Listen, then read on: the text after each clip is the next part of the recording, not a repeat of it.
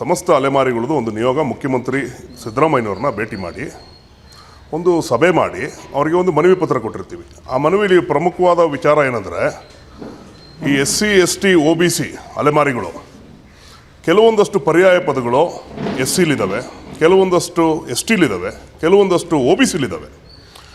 ಇವರ ಸ್ಥಿತಿಗತಿಗಳಾಗಲಿ, ಇವರು ಆರ್ಥಿಕವಾಗಿ, ಸಾಮಾಜಿಕವಾಗಿ, ಶೈಕ್ಷಣಿಕವಾಗಿ, ಔದ್ಯೋಗಿಕವಾಗಿ ಯಾವ ಪರಿಸ್ಥಿತಿಯಲ್ಲಿದ್ದಾರೆ ಅಂತ ಸರ್ಕಾರಗಳಿಗೆ ಇದ್ರ ಬಗ್ಗೆ ಮಾಹಿತಿ ಇಲ್ಲ.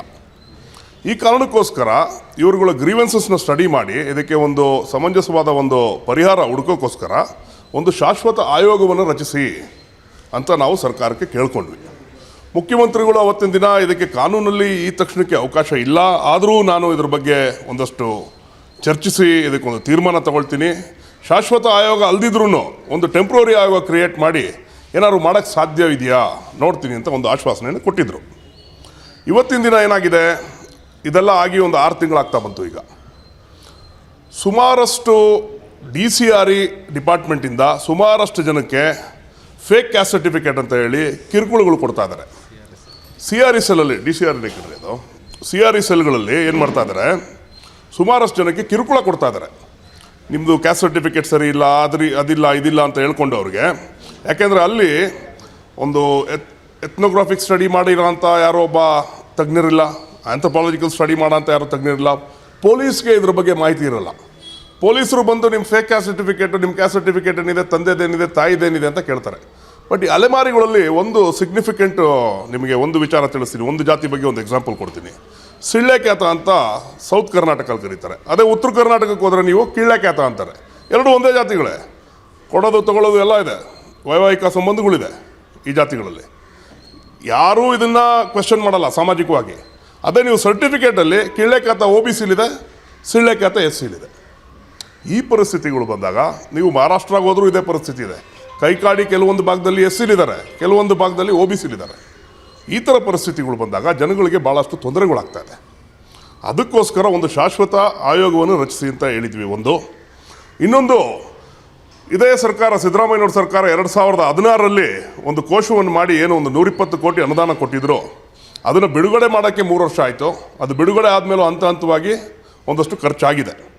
ಇನ್ನು ಅದಾದಮೇಲೆ ಬಂದ ಮುಂದಿನ ಸರ್ಕಾರಗಳು ಯಾವುದೇ ರೀತಿಯಾದ ಒಂದು ಅನುದಾನಗಳನ್ನು ಈ ಸಮುದಾಯಗಳಿಗೆ ಕೊಡಲಿಲ್ಲ. ಕ್ರಮೇಣ ಇದು ಒಂದು ಕೋಶ ಹೋಗಿ ಒಂದು ನಿಗಮ ಆಗುತ್ತೆ. ನಿಗಮ ಆದಮೇಲೂ ಕೂಡ ಕಳೆದ ಬಜೆಟಲ್ಲಿ 8 ಕೋಟಿ ರಿಲೀಸ್ ಮಾಡಿದ್ದಾರೆ ಅಷ್ಟೇ. 8 ಕೋಟಿ.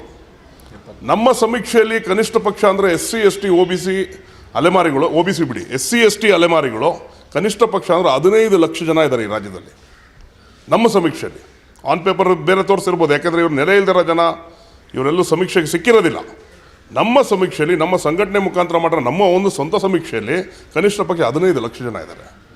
ಈ ಥರ ಪರಿಸ್ಥಿತಿಯಲ್ಲಿ ಈ ಜನಗಳಿಗೆ ಈ ಬ್ಯಾಕ್ಲಾಗ್ನ ಕನ್ಸಿಡರ್ ಮಾಡಿ ಇವ್ರುಗಳ್ನ ಮುನ್ನೆಲೆಗೆ ಮೇನ್ ಸ್ಟ್ರೀಮ್ಗೆ ತರಬೇಕಂದ್ರೆ ಕನಿಷ್ಠ ಪಕ್ಷ ಅಂದರೂ 1,000 ಕೋಟಿನ ಈ ಬಜೆಟಲ್ಲಿಟ್ಟು ಒಂದಷ್ಟು ಶಾಶ್ವತವಾದ ಪರಿಹಾರಗಳನ್ನ ಹುಡುಕಬೇಕು ಅಂತ ಮುಖ್ಯಮಂತ್ರಿಗಳು ನಿನ್ನೆ ಮನವಿ ಮಾಡಿದ್ದೀವಿ.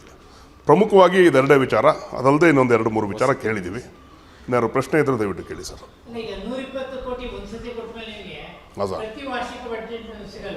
ಇಲ್ಲ ಸರ್, ಕೊಟ್ಟಿಲ್ಲ ಸರ್. ಅದಾದಮೇಲೆ ಬಂದ ಸರ್ಕಾರಗಳು, ನಾನು ಹೇಳಿದ್ನಲ್ಲ, ಕಳೆದ ಬಜೆಟಲ್ಲಿ 8 ಕೋಟಿ ಕೊಟ್ಟಿದ್ದಾರೆ. ಆ ಥರ ಎಲ್ಲೂ ಮಾನದಂಡಗಳಿಲ್ಲ ಸರ್. ಅದು ಸರ್ಕಾರದ ವಿವೇಚನೆಗೆ ಬಿಟ್ಟಿದ್ದು. ಹೌದು. ನನ್ನ ಹೆಸರು ಆದರ್ಶ್ ಯಲ್ಲಪ್ಪ ಅಂತ, ರಾಜ್ಯಾಧ್ಯಕ್ಷರು SC ST ಅಲೆಮಾರಿ ವಿಮುಕ್ತ ಬುಡಕಟ್ಟು ಸಂಘಟನೆಗಳ ಒಕ್ಕೂಟ.